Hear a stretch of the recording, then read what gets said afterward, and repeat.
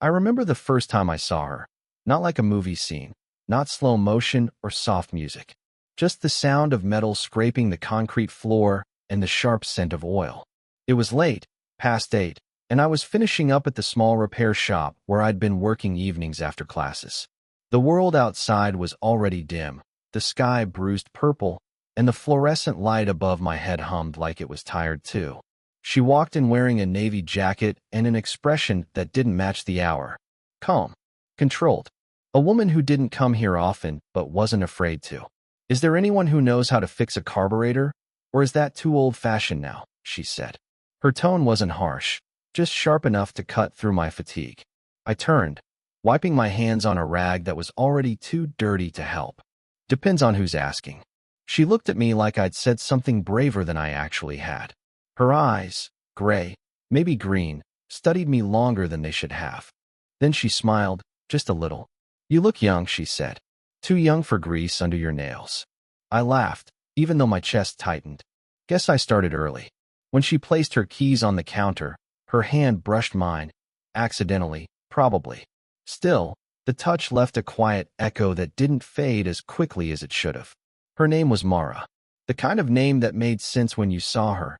Elegant, but with edges. She was probably in her mid-40s, though the way she carried herself made age feel irrelevant.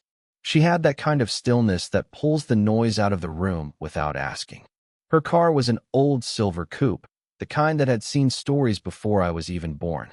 She watched while I checked the hood, leaning against the door with her arms crossed, as if I was the one being inspected.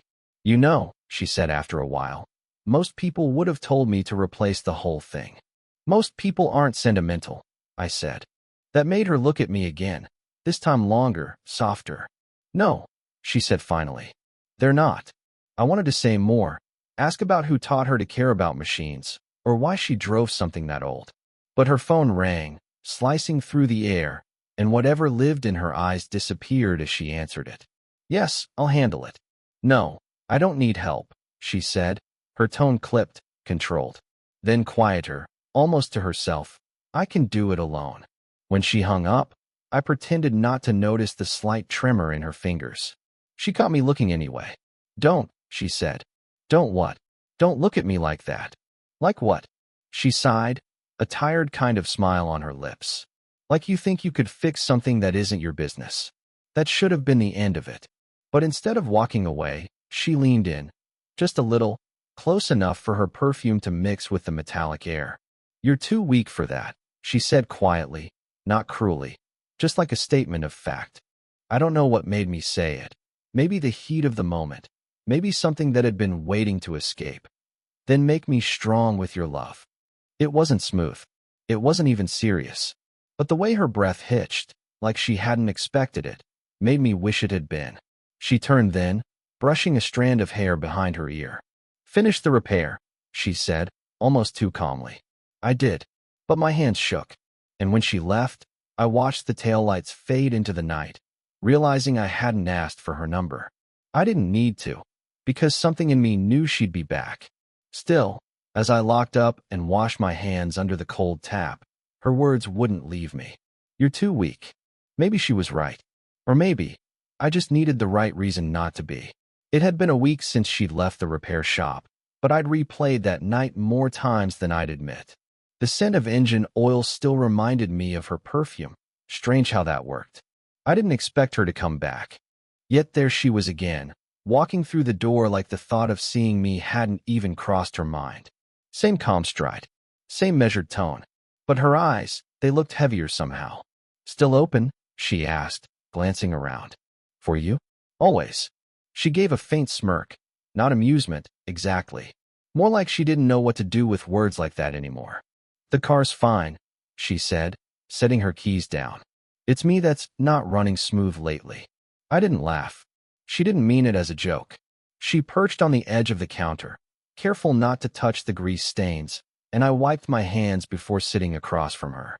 She looked at the clock, then at the floor. The air smelled faintly of rain. Must have started outside without either of us noticing. "You ever feel like the world keeps asking you for more than you have left to give?" she said suddenly. I didn't answer right away. The hum of the lights filled the space between us. Yeah, I said finally. All the time. Her fingers traced the rim of her coffee cup, one of those disposable ones she brought from somewhere else. I noticed the chipped polish on her nails, a tiny cut on her thumb, the kind of details that shouldn't have mattered but did. She had hands that looked like they'd once held too much and hadn't let go yet. "You're too young to understand," she murmured. "Maybe," I said, "but I've seen people run themselves into walls pretending they're fine."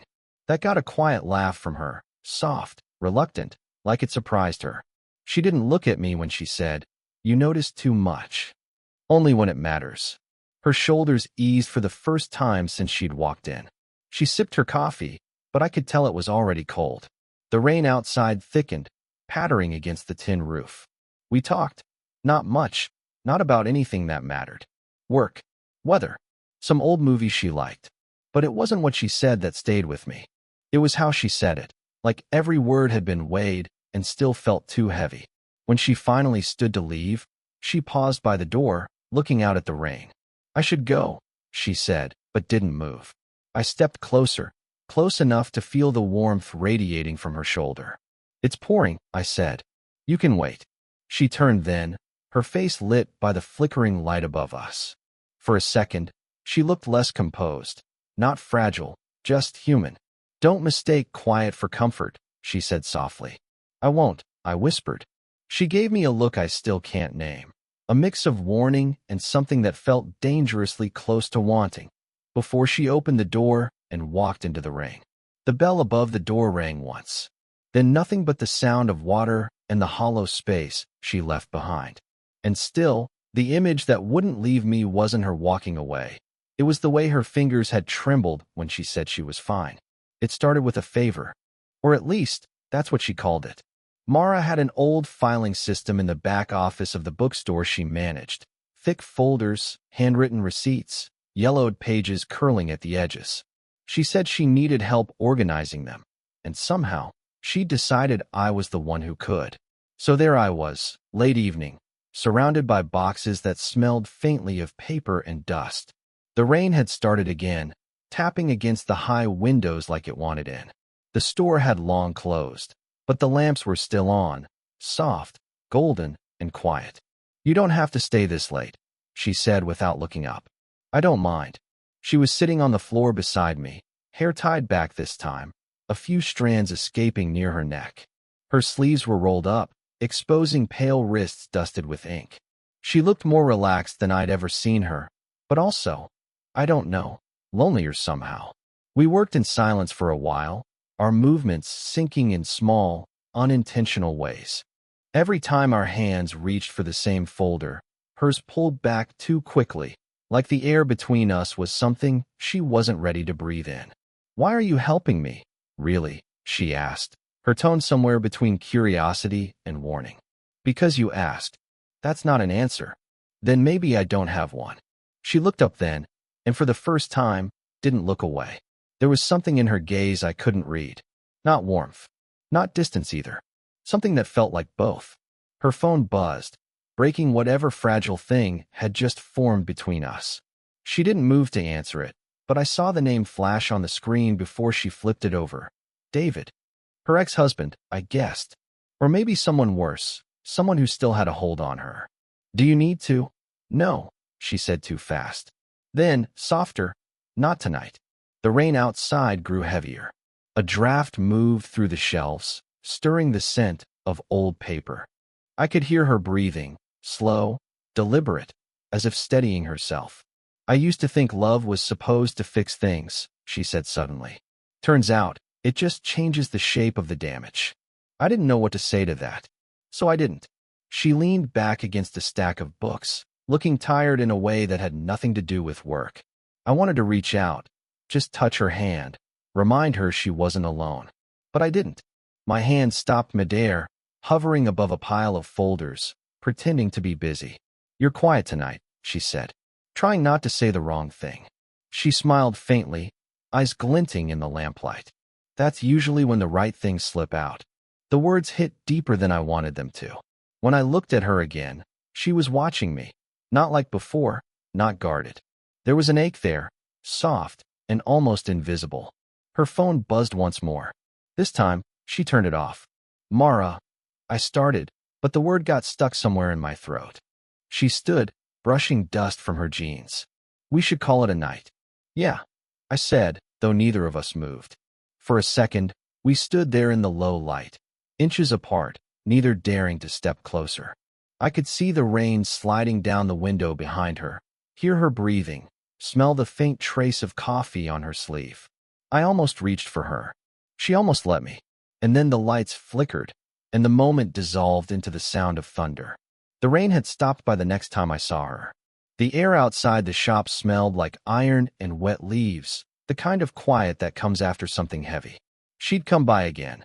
No car trouble, no excuse. Just walked in near closing time, her hair still damp from the mist, her coat hanging open like she hadn't bothered to fix it. You look tired, I said. I am, she replied, setting her bag on the counter. But not the kind sleep fixes. Something in her tone made me stop what I was doing. She stood there for a moment, fingers tracing the edge of the counter, eyes unfocused, as if she'd forgotten why she came. Bad day? I asked carefully. She laughed under her breath, low and humorless. It's been a bad decade.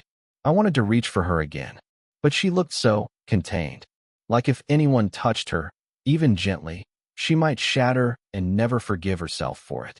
I shouldn't be here, she said. You have your life, your everything. And she broke off, shaking her head. I don't know what this is. The words hung there, fragile and sharp all at once. I didn't know either, but the way she looked at me, like she wanted me to tell her what to do, or maybe to say nothing, made breathing harder. So I said the first thing that came to me. Then why keep coming back? She froze, her eyes flicking up to mine. The silence that followed wasn't cold. It was alive, pulsing, filled with all the things we hadn't said. Finally, she whispered, because when I'm here, it's quieter. Not peaceful, just less noisy in my head.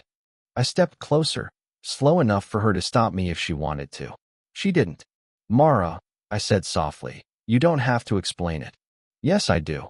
Her voice trembled, the first time I'd heard it break. You think this is something simple? You're young. You still believe in clean starts. People my age, we live with the weight of what we ruined. That's not true. She smiled sadly. Then you haven't ruined enough yet. We stood there, the only sound the ticking clock above the doorway. Every second seemed louder, like time itself was listening. Do you want me to stop coming? I asked. Her lips parted, but no words came out. Instead, she looked down, at my hands, still stained faintly with oil, at her reflection in the glass counter. Anywhere but at me. Then, finally, no. But I wish I did. It hit harder than anything she could have shouted. I felt something twist inside me, not hurt exactly, just recognition. That we were both standing on a line neither of us knew how to step over or back from. I wanted to tell her I'd wait, or that I'd walk away if that's what she needed, but neither would have been honest. So I said nothing. And in that silence, heavy, electric, and unbearably human, she looked up, eyes glassy but dry. This isn't supposed to happen, she whispered. And yet, here we are. Then she turned, her coat brushing against my arm as she passed. The door closed behind her with a soft click. For a long time, I stood there, staring at the empty space she'd left. And all I could think was, maybe some silences don't ask to be filled. They just ask to be survived. 2 weeks passed without a word from her. The shop felt different in her absence, too clean, too still. I caught myself glancing at the door more often than I'd like to admit. Then one night, just as I was about to lock up, I heard a knock. Mara stood there in the doorway, her face pale against the dim light. No jacket this time, just a gray sweater, sleeves pulled over her hands like she'd come in a hurry. I shouldn't be here, she said again, but her voice had lost the certainty it used to carry. You keep saying that, I murmured, but you always come anyway. She gave a weak smile. Maybe I ran out of places to go. I gestured for her to sit. She didn't. She paced, slow and restless, her gaze darting toward the workbench where her car keys used to sit. I found something, she said finally, pulling a small photo from her bag. I wasn't going to show you. It's stupid. The picture was old, faded at the edges. A younger Mara stood beside a man with kind eyes, both laughing, their arms around each other. Her hair was shorter then. She looked lighter. There was a boy in front of them, maybe 8 or 9, missing a tooth, holding a toy airplane. My husband, she said quietly. And my son, David and Eli. I looked up, the name catching in my throat. Your son. She nodded. Eli died when he was 12. Accident. And David left 2 years later. Couldn't bear to stay in the house that still had his voice in it. She took the photo back, tracing her thumb across the boy's face. I thought I buried that part of my life. But you, her voice caught. You remind me of him. Not just the way you look sometimes, but the way you listen, the way you wait before you speak. I didn't know what to do with that. The air in the room seemed to thicken, the fluorescent light flickering overhead like even it wanted to go dark. I'm not trying to replace anyone, I said softly. I know, she whispered. That's what makes it worse. Her shoulders trembled, just once, before she steadied herself again. You're not him, but every time you look at me like that, I forget for half a second that he's gone. And then I hate myself for it. There was no right thing to say. So I stepped closer, slow enough that she could step away. She didn't. She looked up at me, eyes rimmed with exhaustion and something raw, the kind of grief that doesn't end, just changes shape. Do you understand now? She said. Why I can't let this be what it's trying to become. I nodded. Yeah, but it doesn't change that it already is. For a moment, we just stood there, the photo between us like a fragile bridge neither dared to cross. Then she pressed it into my hand. Keep it. Maybe it'll remind you not to get too close to broken things. Her fingers lingered against mine, trembling. And when she finally pulled away, the photo stayed, warm from her touch, heavier than it should have been. Outside, the rain started again. Inside, everything else did too, quietly and all at once. It was late again, always late with her. The kind of hour where the world feels half asleep, where words lose their edges. I hadn't expected her to return after the photo, but she did. Not with excuses this time, or reasons, just presence. She stood in the doorway of the shop, watching me clean up. The yellow light made her look softer, almost unreal. She didn't say anything at first, and neither did I. We'd both run out of explanations. Finally, she said, you kept it. The photo was still pinned above my workbench, not for display, just there. I looked at it now and then, not for them, but for her. I didn't know if I should, I said. She stepped closer, her boots quiet against the concrete. He would have liked you, you know. Your son.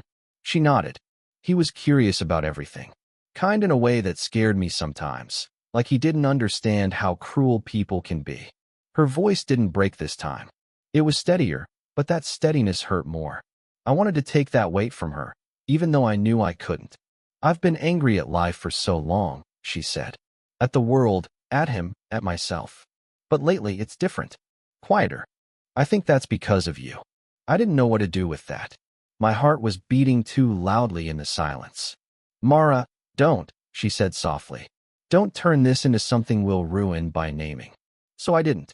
I just stood there, the space between us shrinking with every breath. She reached out then, not to hold me, just to touch my sleeve. Her fingers lingered, brushing against the fabric like she was memorizing the texture of the moment. This shouldn't have happened, she whispered. Maybe not, I said.